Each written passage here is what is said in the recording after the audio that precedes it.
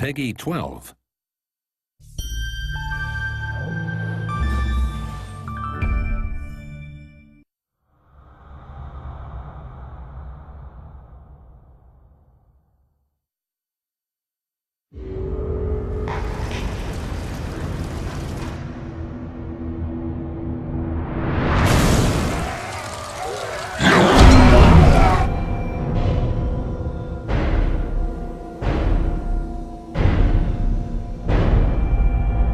Welcome back to the world of Ashan, the setting of all our Might Magic games.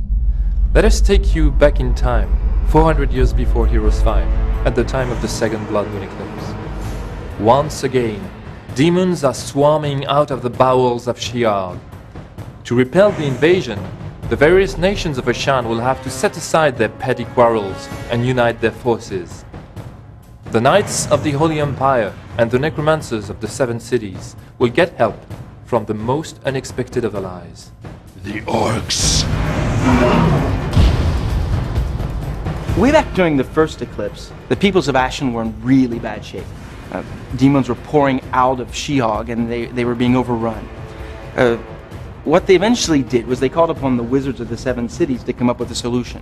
And they got this kind of unkosher idea and started injecting demon blood into criminals. These criminals ended up turning into what we now call the Orcs. And the Orcs were demon bashers. And these Orc armies then pushed the demons back into Sheehog, and there was a relative time of peace. Now the wizards were extremely proud of what they'd accomplished. The Orcs had won the war. And so they decided to keep the Orcs as slaves. Now Orcs will be Orcs. They didn't really like the situation, so they eventually rebelled and they fought and they won their own freedom. And by the time you get up to Heroes 6, there is still a lot of animosity in people that preferred them in chains. Sandor is the bastard child of Duke Slava of Griffin and his first love, the beautiful Lady Elizabeth. A political burden since birth, he soon became a troublemaker and found an outlet for his frustration and anger alongside his father's master of arms, the Orc, Thrall.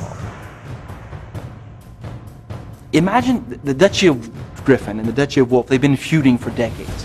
Sandor's that son that just finally can't put up with it anymore. He stands up to Duke Gerhard, the Duke of Wolf, and gets himself in trouble. It leads to exile. Krau takes Sandor into the Red Skull Islands.